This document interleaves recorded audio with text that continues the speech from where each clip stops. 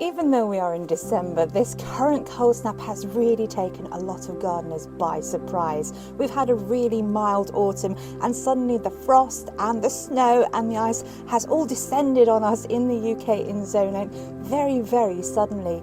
Now I'm really pleased that I've already managed to cover over and mulch my dahlias, and I've already fleeced my onions, and they are nice and protected outside. If you have brassicas outside, they should also be pretty hardy as well, although you may want to consider actually adding a bit of fleece to those as well.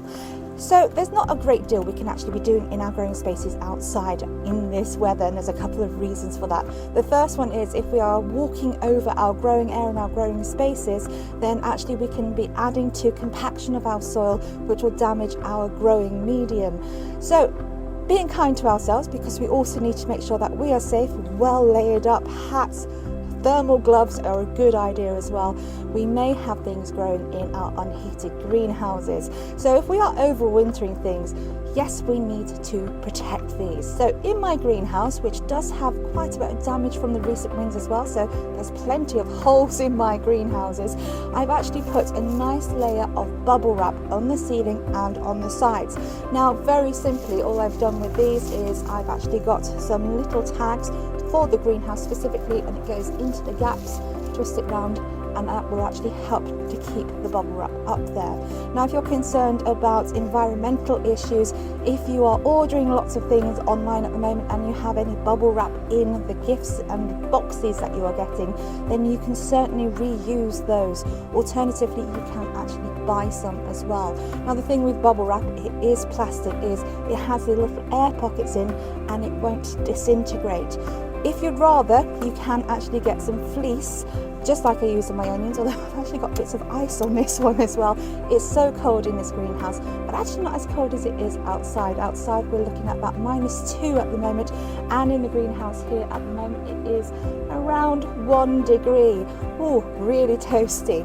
But despite the fact I've got all my bubble wrap on my ceiling and on my walls in my greenhouse, I have got lots of my seedlings, my overwintering things, in propagators. They might need a little bit more help. So with my bubble wrap or with my fleece, I'm just going to cover over the tops of these propagators. Now, the thing with bubble wrap and fleece is they are white and they will allow some light to get through. Even though quite a lot of our plants are actually going to be in a stage of dormancy in this weather, I'd avoid using something like maybe the black fleece and weed suppressant fabric, because it's not going to let any light in at all. What we must also try to avoid, and going against our nature as gardeners, is don't water in your greenhouses. We're quite apt at wanting to look after our plants by watering, but if you do that and then we have a big drop in temperatures and it freezes, what's going to happen is it's going to freeze your roots as well. So I'm going to cover over all these propagators, make sure that they are safe and they are as warm as they could possibly be.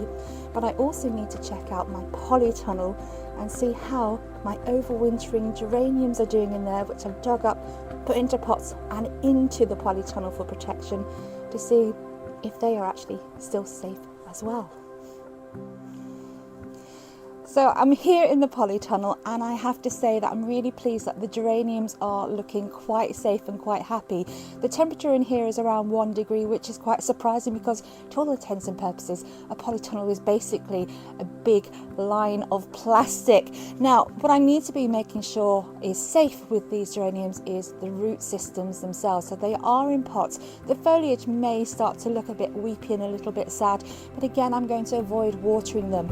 Now, if I'm looking after the root system, I could actually put something underneath them, so something like maybe cardboard or the bubble wrap, or even some more of the fleece. What I will not be putting under them though is carpet. Carpet is an absolute no-go in any of your growing areas, and in fact most allotment societies and allotment groups actually ban it from use in any of the growing spaces, because actually it's really bad. It breaks down, the microfibers get into your soil and it's just a no-go area. Now, once I've done that, I'm not actually going to cover over the top of these, because what I would really need, just like I have in my greenhouse where I have the propagators, is I don't have anything actually covering any of the foliage directly, because, and this is also really important for your outside growing spaces, if you do, when you get the frost, all it's going to do is possibly actually mesh your fabric to your plants themselves, and that can also cause more damage.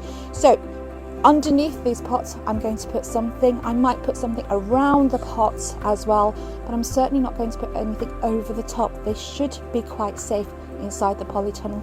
And again, avoiding that watering, because if we water them and it freezes, it's actually going to seriously damage the root system.